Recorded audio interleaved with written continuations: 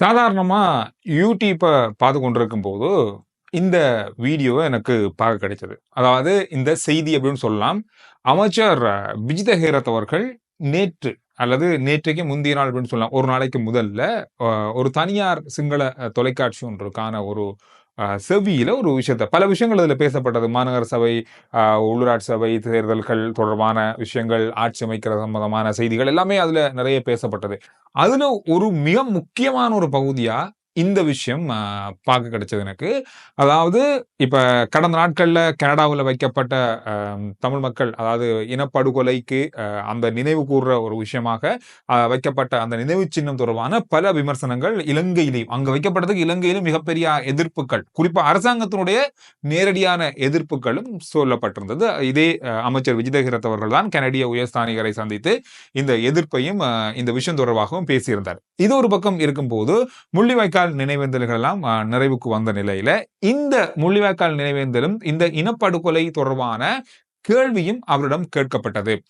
இந்த கேள்விக்கு அவர் என்ன பதில் சொல்லியிருக்காரு, அந்த பதில் எப்படி இருந்தது அப்படின்றது நிறைய தமிழ் மக்களுக்கு அல்லது நம்ம தமிழ் பக்கமா செய்திகள் பார்க்குறவங்களுக்கு இது போய் சேர்ந்திருக்குமான்னு எனக்கு தெரியாது.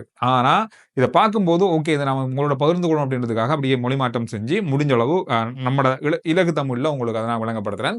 அதாவது இனப்படுகொலை அல்லது தமிழ் இனப்படுகொலை அப்படின்னு சொல்லி ஒன்றும் நடக்கல அப்படின்றத அமைச்சர் විජිත හේරත් சொல்லியிருந்தாரு. පළවෙනි කාරණාව තමයි අපේ රටේ ජනසංහාරයක් වුණා කියලා කිසිසේත්ම අපි පිළිගන්නේ නැහැ. ජනසංහාරයක් වෙනවා කියන්නේ ඒ කියන්නේ අපේ රටේ එහෙනම් දෙමළ ජාතිකත්වය අපි අපේ රටේ ත්‍රිවිධ හමුදාව මැදිහත් වෙලා හොයා දෙමළ ජනතාව මරා දාන්න සංහාරය කරන්න.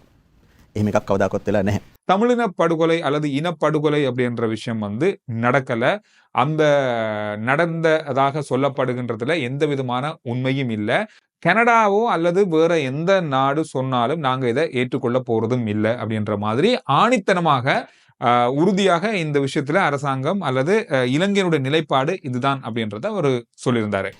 ඒක පිළිබඳව කොහෙවත් කොයිම රටකවත් සාක්ෂි සහිතව ඔප්පු කරලා චෝදනා මේ කරලා නැහැ. ඒ නිසා කැනඩාව නෙමෙයි ලෝකේ කොයි රටක් එහෙම කිව්වත් අපි ඒකට විරුද්ධයි. ඒ ස්ථාවරේ இந்த குற்றச்சாட்டை ஏன் ஏற்க முடியாது அப்படின்னு சொன்னா அவர் சொன்ன கருத்துல மக்கள் பாதுகாக்கப்பட்ட வகையில அதாவது மக்களுக்கு எந்த விதமான பாதிப்பும் வராத வகையில் தான் போர் நடத்தப்பட்டது. அது மட்டும் இல்லாமல் பயண கைதிகளாக பிடிக்க வைக்கப்பட்டிருந்த பொதுமக்களை கூட மீட்டது இராணுவத்தினர் தான். இதனால பொதுமக்கள் அல்லது மக்கள் படுகொலை செய்யப்பட்டார்கள் அப்படின்றது எந்த விதத்திலும் எங்கேயும் ஏற்றுக்கொள்ள முடியாது. යුද්ධේ හැම වෙලාවකදීම සිවිල් ජනතාව ආරක්ෂා කරමින් තමයි යුද්ධය පැවතුනේ. අවසාන නන්දිකඩාල් මෙහෙයුමෙදිත් අර කලපුවෙන් LTT අත්අඩංගුවේ කියන්නේ LTT මිනිස් පලියක් විදිහට තියාගෙන පාවිච්චි කරපු වෙලාවෙත් ඒ කලපුව තරණය කරලා කලපුවට බහැලා ජීවිතේ පරදුවට තියලා ආපු දරුවෝ වඩාගෙන ආපු අහිංසක අම්මලා වයසක තාත්තලා ඒගොල්ලෝ බේරගත්තේ අපේ ත්‍රිවිධ හමුදාව. නිසා කිසි තැනකදී එහෙම මෙහෙයුමක් එහෙම සංහාරයක් කරලා නැහැ. இது மட்டும் இல்லாம இலங்கையில இனப்படுகொலை நடந்தது அப்படின்றதுக்கான எந்த ஒரு ஆதாரத்தையும் எந்த நாடும் இதுவரையில நிரூபிக்கல. ඒක පිළිබඳව කොහෙවත් කොයිම රටකවත් සාක්ෂි සහිතව ඔප්පු කරලා චෝදනා මේ කරලා නැහැ. கனடாவுல இப்ப வைக்கப்பட்டிருக்கிற இந்த நினைவு சின்னம் அந்த அரசாங்கத்தினுடைய அல்லது அந்த பிரதேச அரசாங்கத்தினுடைய ஆதரவோடும் அங்க இருக்கிற அமைப்புகளுடைய ஒத்துழைப்போடும் இது முன்வைக்கப்பட்டிருக்கு. அதுக்கான நிலம் ஒதுக்கப்பட்டிருக்கு. அதுக்கு முழுமையான அந்த லோக்கல் கவர்மெண்ட் சொன்னாங்க முனிசிபல் மாதிரியான அந்த மாதிரியான அரசாங்க ஒத்துழைப்போது நடந்திருக்கு. ஆனா நாங்க இதை ராஜதந்திர ரீதியில எந்த வகையில இதை நாங்க நாட முடியுமோ அந்த அளவில் நாங்க ராஜதந்திர ரீதியில இதை நாங்க கண்டிப்பா நாடுவோம். இதுல எந்த ஒரு விஷயமும் இல்லை. ஆனா இந்த கனடாவோ அல்லது வேற எந்த நாடுகள்லயோ இது சம்பந்தமாக பேசப்பட்டாலும் அதற்கான ஆதாரம் இல்லை. அதை நாங்க எந்த வகையிலும் ஏற்றுக்கொள்ளவும் மாட்டோம் அப்படின்றது திரும்ப ஒரு தரம் இதுல அவருடைய அந்த நேர்காணல்ல சொல்லியிருந்தாரு. නමුත් අපි රටයක් විදිහට දිගටම ඒක වැරදි කියන ස්ථාවරේ ඉඳලා ඒක නතර කරගන්න අවශ්‍ය කරන මැදිහත් වීම ඉස්සරහටත් කරනවා. அதுல முக்கியமான ஒரு விஷயமே இன்னும் ஒரு கேள்வி இதுல கேட்கப்பட்டது. அதாவது இப்ப கனடாவில் வைக்கப்பட்டிருக்கிற நினைவு சின்னம் இதுல இனப்படுகொலை நடந்தது அப்படின்றத நினைவு கூறுற முகமா அவங்க வச்சிருப்பாங்க. அது கனடிய அரசாங்கமோ அல்லது கனடாவில் நடந்திருக்க ஒரு விஷயம் இன்னொரு நாட்டில் நடந்திருக்க விஷயம். இலங்கையினுடைய சட்ட நடவடிக்கைகளை பொறுத்தவரையில நம்ம இன்னொரு நாட்டில் வைக்கப்பட்ட ஒரு விஷயத்துக்காக நாங்க அதை எதிர்க்கலாம் அல்லது அது சம்பந்தமா விமர்சிக்கலாம் அல்ல அது சம்பந்தப்பட்டவரோடு பேசலாம். ஆனா அதுக்கு எதிரான சட்ட நடவடிக்கை நம்ம நாட்டில இருந்து எடுக்கிறது அப்படின்றது அவ்வளவு சாத்தியமா மாதிரியான விஷயம் இல்லை. ஆனாலும் இதே மாதிரியான ஒரு விஷயம், அதாவது இந்த மாதிரி ஒரு நினைவு சின்னமோ அல்லது இந்த மாதிரி பதாதை, அதாவது இப்ப இனப்படுகொலை அப்படின்னு சொல்லி அல்லது இனப்படுகொலை நடந்தது அல்லது தமிழ் இனப்படுகொலை அப்படின்ற மாதிரியான வசனங்களோட இங்கே ஏதாவது பதாதைகளோ அல்லது பேனர்களோ போஸ்டர்களோ வைக்கப்பட்டால், இந்த அதாவது முள்ளிவாய்க்கால் நினைவு நாட்களிலோ இது சம்பந்தமாக நினைவு கூறப்படுகின்ற நாட்களிலோ வைக்கப்பட்டால் அதுக்கு சட்ட நடவடிக்கை எடுக்கப்படுமா, அதுக்கு என்ன நடவடிக்கை இருக்கு அப்படின்ற கேள்வி அமைச்சரிடம் கேட்கப்பட்டது. අනිවාර්යෙන් කරනවා. එකට නීතියක් තියෙනවා. ගැසට් එකක්ම තියෙනවා. බෙදුම් ආදී එන්ටිටි සංවිධානයේ නම පාවිච්චි කරන්න, ලාංඡනය පාවිච්චි කරන්න, ඒ වගේම කොඩිය පාවිච්චි කරන්න බැහැ. ඒකට අනුග්‍රහය දෙන්න ඒවා කරන්න බැහැ. அதுக்கு அமைச்சர் சொன்ன பதில், கட்டாயம் இருக்கு, அதுக்கான சட்ட நடவடிக்கை எடுக்கிறதுக்கான அதிகாரம் இருக்கு.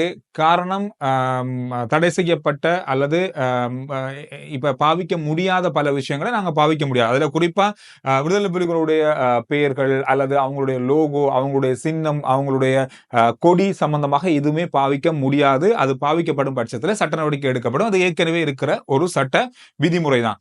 இதை தாண்டி நீங்க கேட்ட மாதிரி, அதாவது இனப்படுகொலை அப்படின்ற வார்த்தை இங்க பாவிக்கப்பட்டு ஏதாவது ஒரு பேனர்லயோ அல்லது போஸ்டர்லயோ வைக்கப்பட்டால் அதுக்கு எதிராகவும் வருங்காலத்துல சட்ட நடவடிக்கை எடுக்கப்படும். ජනසංහාරය ජෙනොසයිඩ් කියන එක.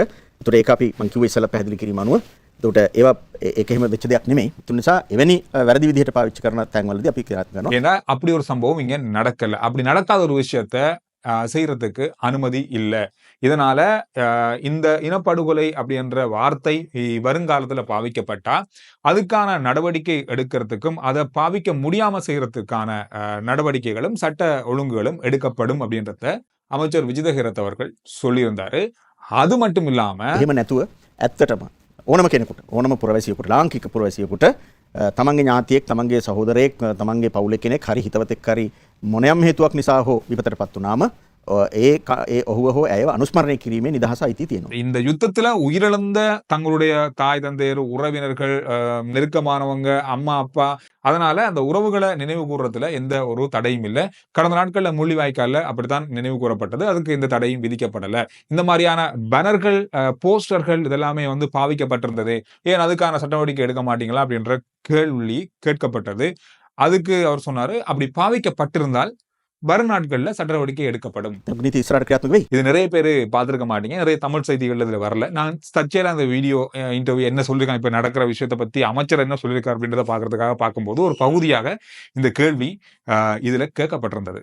இதோட உப்பு இறக்குமதி தொடர்பான தகவலை நான் தேடி பார்க்கும்போது நாளை அல்லது இந்த 2-3 நாட்கள்ல உப்பு முதல் தொகுதி உப்பு இலங்கைக்கு பறந்து வருகிறது. எனவே இந்த உப்பு தட்டுப்பாடு இந்த 2 நாட்கள்ல நீக்கப்படும் அப்படின்ற மாதிரி சொல்லியிருக்காங்க. இலங்கையை பொறுத்தவரையில 350 மெட்ரிக் டன் 3050 மெட்ரிக் டன் உப்புவை இறக்குமதி செய்யறதுக்கான அனுமதி வழங்கப்பட்டிருக்கு. இது தேசிய உர உற்பத்தி ஆலைக்கும் வழங்கப்பட்டிருக்கு, தனியார்களுக்கும் பிரிச்சு வழங்கப்பட்டிருக்கு. இப்ப நாம யோசிப்போம், உப்பு அப்படின்றோமே, ஒரு மாசத்துல நமக்கு இலங்கைக்கு எவ்வளவு உப்பு பாவனைக்காக தேவை அப்படின்னு சொல்லி தேடி பார்க்கும்போது 15,000 மெட்ரிக் டன் உப்பு 15,000 மெட்ரிக் டன் உப்பு நம்ம மாசத்துக்கே தேவைப்படுது. ஒரு வருஷத்துக்கு 1,80,000 மெட்ரிக் டன் உப்பு தேவைப்படுது. பெரிய அளவு தான். நாம உப்பு நிறைய தான் சாப்பிடுறோம். எனவே இந்த விஷயங்கள் இன்றைய நாளில் பார்க்கப்பட்ட மிக முக்கியமான செய்திகளாக இருந்தது. RJ Chandru report YouTube channel, Facebook page, WhatsApp channel எல்லாத்தையும் ஃபாலோ பண்ணுங்க. அடுத்த வீடியோல நான் உங்களை சந்திக்கிறேன்.